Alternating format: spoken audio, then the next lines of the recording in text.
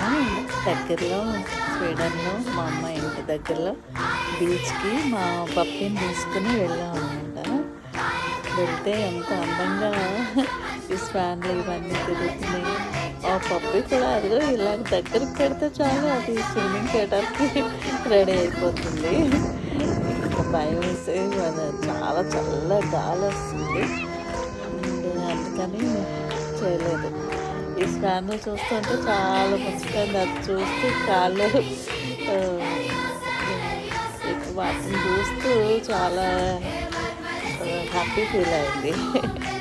వాటిని చూస్తూ తీస్తున్నాను. బాగా అనిపించింది నాకు.